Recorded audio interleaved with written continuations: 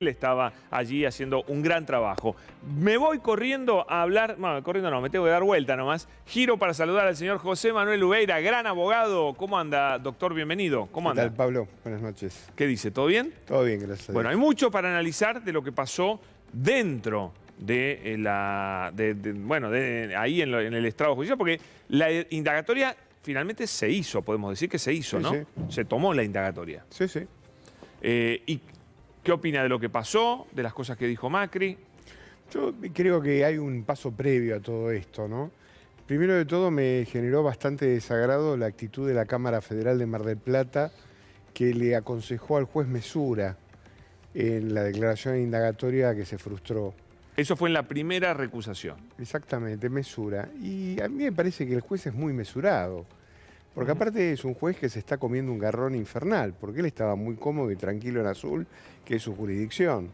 Y los jueces de Mar del Plata lo enviaron a cumplir funciones en Dolores.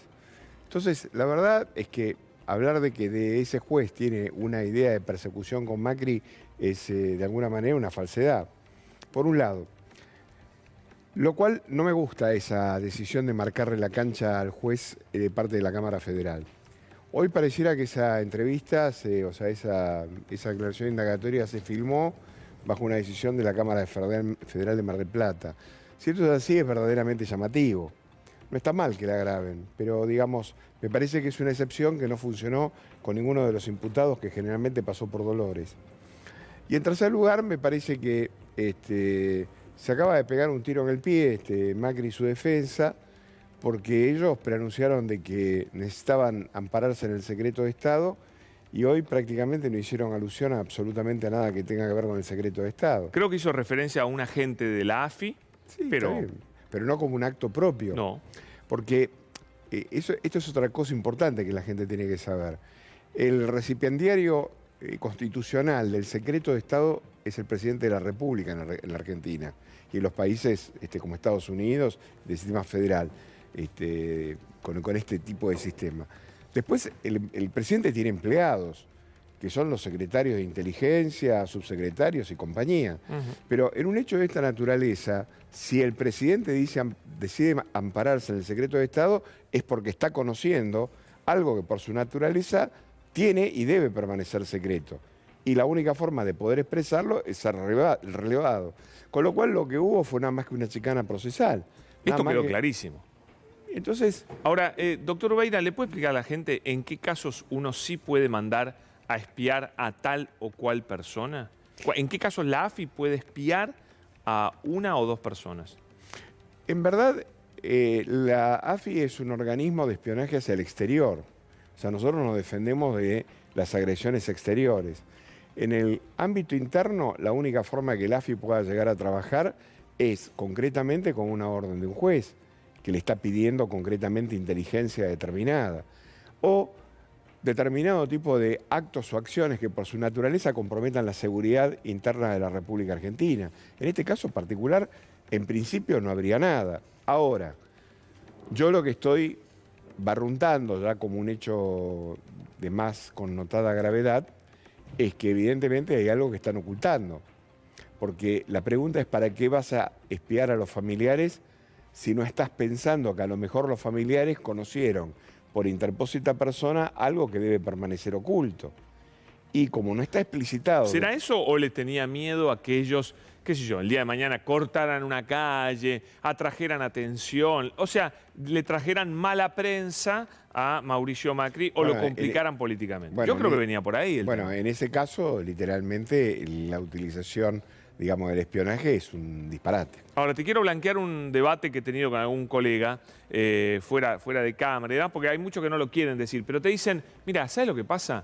La CIDE siempre hizo esto. Esto lo hizo siempre la CIDE. La CIDE investigó así a grupos o de víctimas o grupos... No voy a hacer mención a ninguno porque tampoco me consta que eso sea verdad, pero te dicen, la CIDE siempre lo hizo. Sí, en gobiernos anteriores democráticos también. En la causa AMIA. Bueno, en la causa AMIA. Y te pregunto, ¿eso puede ser utilizado como defensa de Macri? ¿Que siempre se hizo? De ninguna manera. Porque aparte la ley de inteligencia... Pues es como el homicidio, porque haya habido homicidios anteriores, no me pero es que justifico un aparte homicidio hoy. la ley de inteligencia en su reformulación actual es muy taxativa con respecto al funcionamiento de los organismos de inteligencia en la República Argentina. Y realmente la única forma de que la época determinada que la CIDE pinchaba los teléfonos, la única actividad que podía haber de pinchadura de teléfono era si un juez ordenaba a la famosa OJ, que así se llamaba la oficina, pinchar teléfonos. Pero en líneas generales toda la actividad estaba regulada por el juez. Naturalmente que la CIDE, como todos los organismos de inteligencia en la República Argentina, acostumbrados al sistema de la dictadura, hicieron cualquier cantidad de desmanes. Y la prueba, digamos, más brutal fue la causa AMIA. Sí. Ahí pagaron $450.000, escucharon a los familiares, hicieron desaparecer que 45 días antes del atentado tenían pinchados los teléfonos de la Embajada de Irán. Sí, sí. O sea, y después desaparecieron esos cassettes. Y después desaparecieron esos cassettes y todo ese tipo de cuestiones. Pero eso era todo ilegal. Pero más bien que era todo ilegal. Pero lo que quiero decir es que ahora, particularmente, en este caso particular, llama muchísimo la atención y a mí lo que no me queda claro es qué concretamente pasó con el submarino. O sea, si se produjo un desperfecto que provoca el accidente y el hundimiento del buque, o hay algo más. Porque hay dos causas desdobladas. Una es la de Dolores y hay otra que está investigando a la jueza federal de Caleta Olivia, donde hay un delay entre la información y el conocimiento que tenían y la información que se le dio a los familiares. Y ahí vos pensás entonces que podrían haber sido investigados para saber si esa información les llegaba a los familiares, evitar que la difundieran o algo así. Eso me parece que debe ser... es digamos, un punto, yo pienso con mucha inteligencia. Seguramente esta gente es mucho más ramplona. Seguramente es como decís vos, esto debe ser pura y exclusivamente para... No, yo no descarto tu teoría. No, pero porque la verdad ya a esta altura del partido me parece que debe ser... Ahora, en cualquiera de los casos, fuera lo que fuera, esto era completamente... A menos que si hubo una actividad de inteligencia porque el hundimiento del buque se produjo por una tercera potencia, eso claramente es secreto de Estado. Ahí podría estar justificada. Y es perfectamente, es un secreto de Estado. Bueno, pues eso lo va a tener que revelar Macri, entonces, bueno, en su defensa. Si eso no fue así, y lo que estamos es pura y exclusivamente tratando de verificar qué era lo que hablaban los familiares entre sí para no comerse una puteada, evidentemente... Pero a mí me parece que va por ese lado, porque en realidad el trabajo de inteligencia se hizo y se completó, y era ver en qué estaban, no seguirlos y en caso de que aparezca algo como lo que vos decís, comunicarlo. No, ellos estuvieron pasando la información Eso al presidente de la Nación. Ilegal de acá a Shanghái y de vuelta. Y que aunque se haya hecho 1000 veces anteriormente, se hizo 1000 veces algo ilegal, ¿no? Totalmente. No cambia nada. En Estados Unidos las cosas están bastante más claras. O sea, la CIA es offshore, claro, y el FBI y los organismos, creo que de seguridad interior, son los que se encargan de este tipo de cuestiones que pueden llegar a ver con la seguridad nacional. Bueno, mis compañeros quieren preguntar. Señor Mariano Martín, bienvenido. Hola Pablo, ¿qué tal Ubeira? ¿Cómo va? Macri da por sentado un procesamiento en este expediente, pero yo lo que le quiero preguntar es, analizando las diversas causas que están en torno del expresidente, espionaje, mesa judicial, Ara San Juan, etcétera, etcétera, ¿cuáles son los riesgos concretos a la libertad ambulatoria que tiene, es decir, a la libertad ambulatoria de mínima y a la libertad en extenso frente a un eventual caso de prisión preventiva, por ejemplo? Bueno, desde que volvió el Estado de Derecho con el gobierno de Fernández, el riesgo es cero. O sea, mientras él se ajuste a las convocatorias y no haga estupideces y cosas por el estilo, no va a haber ningún problema. En este caso en particular, los dos riesgos que hay son entorpecimiento de la investigación o el riesgo de profugarse. En este caso particular no me parece que esto vaya a ocurrir. No, y pregunto también por el tema de las restricciones, por este pedido que él hizo para ausentarse del país. Bueno, ahora empiezan las restricciones, porque las restricciones sí me parece que son ordenatorias y facultativas del juez. ¿El procesamiento automáticamente viene con una prohibición de salida del país o no? Y yo creo particularmente que en un hecho de esta naturaleza sí. Y aparte... ¿Por qué?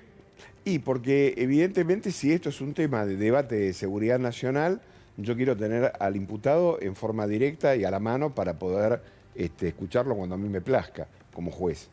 O sea, cuando yo tenga la necesidad de disponer de su persona. Pero en la realidad es que Macri tiene dos grandes problemas, que son esta causa porque hay 44 muertos y el otro gran problema es Bolivia. Claro. Porque ahí no maneja ninguna de... esto porque están los muertos y allá porque no maneja la jurisdicción. ¿Qué tal, Ubeira? Buenas noches. ¿Qué tal? Yo quería, digamos, meterme también en la solidaridad con Nico, con nuestro compañero, hablar de Macri y los medios de comunicación. ¿Vos pensás que le crees a las disculpas de Macri cuando dice que fue un acto reflejo? Porque a mí me parecen extrañas. Pero además, si uno mira ahora el recorrido de los principales portales, está revisando un poquito, el eje es Macri pidió disculpas, ¿no? Por supuesto, la doble bala. Acá hay una esfera de comodidad legitimante que tiene Mauricio Macri y todos juntos por el cambio. ¿Le crees cuando dice que fue un acto reflejo la agresión a nuestro compañero de C5N? Yo de Macri no creo nada. O sea, no le creo nada. Es una persona... Si te dice buen día, o sea, salí a mí con paraguas. personalmente, y lo digo como ciudadano, pues yo a este señor no lo conozco. Pero si su hermano que convivió con él lo tilda de perverso, mirá que hay adjetivos para meterle a tu hermano, Sí, la verdad. meterle de perverso, bueno, de ahí a tener que darle alguna explicación, algún tipo de disculpa a gente de C5N por este tema de agresión, no le creo absolutamente nada. Yo creo que es un psicópata. Nahuel, ¿querés preguntarle algo? Sí, quería ver ahí si no te parece que más allá de la cuestión legal se hace esto de alguna manera como para habilitar ciertas futuras violencias, ¿no? Como que forma parte de una radicalización de las derechas y por lo tanto esto es algo adrede para generar una condición de posibilidad que después, sobre todo con este acercamiento que tuvo con Milei, con Esper, que acaba de decir hoy en La Nación Más que quieren que en el 2023 vayan todos juntos, de esto de la derecha corriendo hacia la derecha y esto como tratar de buscar cierta cuestión medio outsider a la hora de medio al estilo Trump con un periodista. Bueno, justamente vos me venís a hacer una pregunta a un tipo que tiene 67 años y cuando fue la dictadura yo tenía 22 y tuvimos que correr un rato para poder sobrevivir. O sea, yo estas cuestiones no me las tomo como se las toma mucha gente, como una cuestión, digamos, deportiva o este tipo de cuestiones ahora que pareciera que está naturalizado, de que un tipo pueda hacer determinado tipo de barbaridades y decir determinado tipo de cosas. La Argentina sufrió mucho. Nosotros somos un país profundamente dañado en la esencia y en los contenidos que todavía tenemos como sociedad. Todavía no saldamos un montón de cosas que están vinculadas a la violencia. Entonces, cuando yo veo estos mamarrachos que van a estos canales de televisión y dicen cualquier tipo de barbaridad, yo creo que vamos a tener que empezar a colocar algún tipo de límite. O sea, el Führer, antes de ser el Führer, empezó así. O sea, yo le tengo mucho miedo a las sociedades cuando se entran a descomponer. Después cuando querés arreglar el cuadro, no lo arreglás más. Así que estas provocaciones, estas acciones así, que pareciera que son divertidas, porque pareciera que es un loquito, Milei, todo ese tipo de cuestiones, yo le tengo muchísimo respeto a ese tipo de acciones. José, quiero mostrarte y contarles a todos algo de lo que dijo Macri. ¿Cómo apuró al juez en la declaración indagatoria? Mira, vamos a leerlo rápidamente. Usted sabe, le dice Macri al juez Baba, que debería haber suspendido la audiencia por todas las cosas que están en curso, se refiere a la recusación. Pero queda claro que usted está muy apurado para procesarme antes del 14, con lo cual yo no le quiero demorar más el tiempo. Voy a consignar un escrito, no voy a contestar preguntas, no quiero demorarlo, a ver si nos llega antes del 14. Claramente, decirle esto en la cara a un juez, no cualquiera, ¿no? ¿Es normal que un imputado se exprese así? No sé si lo has visto otras veces. Sí, yo he visto cosas muy duras. Pero es un expresidente ¿no? Sí, lo que pasa es que yo creo que lo que está intentando es provocar al juez para que el juez pierda los papeles y automáticamente plantear algún tipo de recusación con algún motivo y alguna causa. Lo que me parece que justamente encontró un santo varón que, mirá que tiene ayuda del fiscal y todo, ¿no? O sea, la defensa lo espera en Mar del Plata uno de los grandes próceres de la Fiscalía, que le va a dar todos los avales que le hacen falta. O sea, en una palabra, el juez Baba está en terreno minado por todos los lados. Pero me parece que viene esquivando por ahora las... Pero me parece un momento muy interesante, porque en el plan de llevarse los muebles por delante en materia de actividad del Poder Judicial, están llegando a límites que a mí me encantan. Están rebasando todos los límites. O sea, yo estoy viendo a Rosenkrantz, por ejemplo, que cuando vos terminás de desayunarte, de que se autoeligieron, se votaron entre sí mismos, actúa como un monarca. Dice, 5 años ya fui juez sin intervenir en los asuntos de mis ex clientes, ahora voy a empezar a fallar en los de mis ex clientes. O sea, seriamente, cuando vos ves que, porque el pescado se pudre por la cabeza, si uno ve ese tipo de comportamientos desde arriba, ¿qué esperarás que pase abajo? Yo supongo que Rosenkrantz lo debe estar haciendo porque obviamente los que pusieron en el lugar le van a decir, mirá, te pusimos en el lugar para que votes. Empezar a responder. Empezar a responder. Entonces, cuando veo todas estas manifestaciones, si a Baba lo apartan, yo creo que puede ser un momento muy interesante dentro del barajuste que existe en el Poder Judicial. Nosotros los abogados ya no podemos trabajar. ¿Así, directamente? Así sencillamente. O sea, el Colegio Público de Abogados, por primera vez después de su fundación hasta el momento, está persiguiendo durísimamente en la causa de espionaje en respaldo de los intereses de los abogados que fueron espiados. Sí. Y es todo un desbarajuste. Entonces, yo hablo con los colegas y los colegas me dicen, bueno, esto así como está, prácticamente, o sea, te toca la sala de Burgli Bertuzzi y ¿qué podés esperar? Esto es lo que quiero decir, ¿no? Clarísimo. ¿Mariano? No, yo me quedé con algo que me parece que no habría que dejarlo pasar, desde mi perspectiva por lo menos, donde discrepo con Ubeira en la comparación entre el proceso que está llevando adelante en estos momentos Mauricio Macri, las actitudes que tiene, y Hitler. Me parece, honestamente, Ubeira, que es una banalización entrar a ese tipo de comparaciones del Holocausto, de todo lo que fue aquel proceso. No digo minimizarlo. El Holocausto fue después. Yo estoy hablando de Hitler. De las precondiciones. Yo estoy hablando del Hitler del 33. Sí, está bien. Cuando era un político. Sí, yo creo que de todos modos, Perdón, por eso llegó... me parece interesante el debate, porque Mauricio Macri, mal que nos pese a muchos que nos parece que ha sido seguramente el peor presidente de la democracia, que ha generado un daño al tejido productivo, industrial, social en la Argentina, que todavía no estamos viendo cabalmente. Pero aún así es una persona que con esas condiciones se presentó bajo las reglas de la democracia y uno debería analizar por qué la democracia no tiene las defensas suficientes como para prevenirse de aquellos que viniendo desde afuera y minimizando, ninguneando las reglas democráticas o despreciándolas, aún así pueden ejercer la primera magistratura de la nación. Me parece que en todo caso el debate es para aquellos que sí apostamos en la democracia, para aquellos que creemos en las instituciones dañadas y todo de la democracia, de no llegar a una instancia de ese volumen. Por eso... Claro, pero eso que usted me dice me parece muy interesante desde el punto de vista de la teoría. Yo le estoy hablando de un hecho práctico. O sea, Hitler, antes de ser Hitler, fue canciller de Alemania por el voto popular.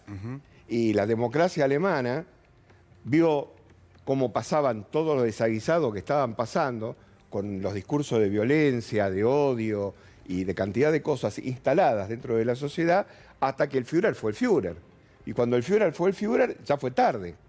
Y las leyes raciales y después todo lo que pasó fue ordenado en función de esto. Esto no pasa acá en la República Argentina, pasa en Europa, pasa en España en el partido Vox y cantidad de cosas. O sea, yo le tengo mucho miedo a las radicalizaciones, sencillamente porque uno sabe cuándo empiezan, lo que no sabemos es cuándo terminan. Ahora, yo también en ese sentido, y me parece interesante el planteo de Ubeira, en ese sentido la impresión que yo tengo frente a episodios como los de hoy, es que hay una lectura subyacente acerca de que, bueno, Macri se perjudica, se pega un tiro en el pie, comete esta torpeza, etcétera, etcétera. Yo personalmente lo veo a Mauricio Macri prácticamente inoxidable con casi todo lo que sucede alrededor de él. Es decir, ¿de verdad crees eso? Realmente. Yo ahí discrepo totalmente. Pablo, Esto tiene consecuencias. Quiero decir, realmente creo que Mauricio Macri es una persona que para los leales, para el núcleo duro de sus votantes y para muchos que no son tan duros dentro de su esquema de alianzas, es una persona prácticamente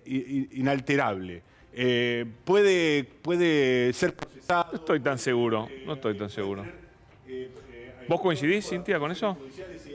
Pero lo que digo es, a mí lo que sí me preocupa en todo caso, Para que se te apagó el micrófono, te juro. Se apagó, no sé qué pasó. Mientras, Cintia, métete. No, a mí me parece que sí, creo que sí tiene una esfera mediática y judicial legitimante, pero me parece que él está... Su imagen, una cosa es Macri y otra cosa es lo Macri, ¿no? Otra cosa es Macri y otra cosa es el poder que subyace y que está atrás y el poder real. Yo creo que Macri está en un proceso de desgaste. Sí, yo creo también. Sí, yo creo que sí. ¿José? políticamente, no sé si es tu campo y te interesa, pero... No, yo medio comparto lo que dice acá el amigo que se le apagó el micrófono, pero yo comparto, yo creo que hay un blindaje mediático, hay un blindaje social, hay un blindaje determinada que hace que de alguna manera Macri vaya surfeando determinado tipo de circunstancias.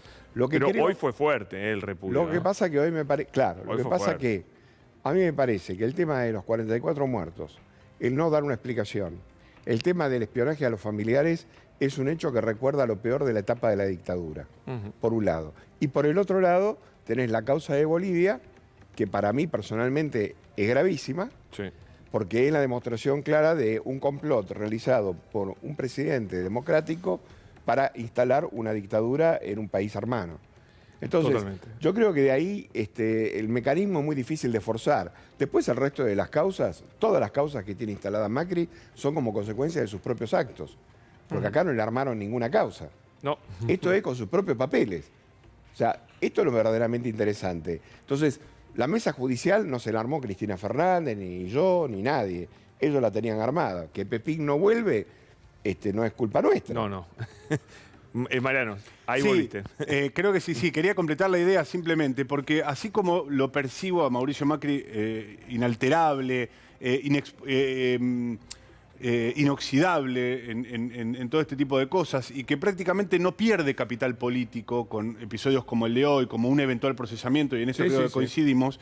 A mí lo que sí más me preocupa de todo ese proceso es que una vez que está en el foco, en la mirada pública y en la condena general por sus acciones y demás, de alguna manera termina radicalizando a los propios e incluso a las denominadas palomas de su sector. Es decir, lo que termina produciendo estas torpezas, estos desaguisados a los que Macri nos tiene muy acostumbrados, es a que incluso desde el desgano, las palomas, entre comillas, los que se denominan más dialoguistas y demás, tienen que terminar generando una malla de contención en torno de Mauricio Pero Macri, porque- y toda la discusión pública, Pablo, termina derechizándose. Pero vos, eso porque uno cree que esto va a generar un cisma y demás. A ellos les conviene estar unidos, tienen enormes diferencias, enormes internas, y hay muchos que hoy están disfrutando el desastre que hizo Macri. No te quepa la menor duda que hoy están más contentos en Juntos por el Cambio que ningún otro Pero ¿sabés lugar. qué es lo que pasa con Pero las para- palomas, entre comillas? Que Pero las palomas- terminan viendo cooptada la agenda por Mauricio Macri y ellos privados de esa agenda más centrista, si se Perdón, quiere. y Yo no sé aparte- si te aparte sirve ser tiene muchos centrista en esto, papeles pero de bueno. ellos. Ahí, ¿Cómo, perdón? Aparte tiene muchos papeles de ellos. Claro, bueno. Claro, también. Nahuel, cierro con vos. no, dos cosas, Pablo, me parece. La primera, sí asociar lo que haga o no haga Macri, también de acuerdo a lo que va pasando en el sentido común de la sociedad. Es decir, si el sentido común de la sociedad se va derechizando, probablemente prácticas que haga Macri no van a quedar ni aisladas, ni van a quedar cada vez más legitimadas. Y lo segundo, que yo no tengo una posición tomada, pero siempre me parece un gran debate, y sobre todo lo que decía acá el colega, me parece que es importante decir, bueno, ¿qué se hace cuando se pasan los límites? ¿No? ¿Qué se hace con los discursos de odio? ¿Qué se hace cuando empiezan a aparecer? ¿Se sanciona? ¿Es la forma, el punitivismo, la forma de resolver eso, la forma de marcar el límite? ¿O hay que recuperar cierta cuestión más pedagógica? Porque, por ejemplo, en el caso de Alemania con el negacionismo, también se ha sancionado y sin embargo han crecido partidos neonazis en el último tiempo. AfD Es bueno. Y las derechas. Entonces, también hay algo que yo no estoy diciendo que la lógica sea punitivismo o pedagogía. Hay puntos intermedios. Pero siempre me queda la duda de hasta dónde la sanción puede ser una sanción que después cumple un efecto social. Está muy bueno para hacerle la última pregunta al doctor Ubeira. ¿Qué recomendarías? No, yo creo que ¿Sanción, pedagogía? no, ninguna de las dos excluyen. O sea, una cosa es mostrar claramente cuáles son las secuelas de llevar al país a una circunstancia como la que estamos viviendo. Y la otra cuestión es que tiene que haber una sanción claramente para los discursos de odio. Sí. O sea, el discurso de odio no se puede instalar en ningún caso. Y tiene que haber una defensa del propio sistema democrático. Si alguien cree que el sistema democrático es un sistema tibio, la segunda enmienda de los Estados Unidos, que permite que los ciudadanos se armen, es para matar al presidente de los Estados Unidos en el caso de que el presidente de Estados Unidos enloquezca y se quiera transformar en monarca. O sea, ese fue el espíritu de los padres fundadores. Entonces, digamos, la democracia no es un lugar donde estamos todos inválidos con las manitos en los bolsillos, Está bueno. viendo cómo los tipos te pintan la cara. O sea, claramente tiene que haber sanciones y tiene que haber punición, porque no se puede instalar un discurso que va en contra del propio sistema que te da cobijo. Doctor Ubeira, muchas gracias. A los compañeros,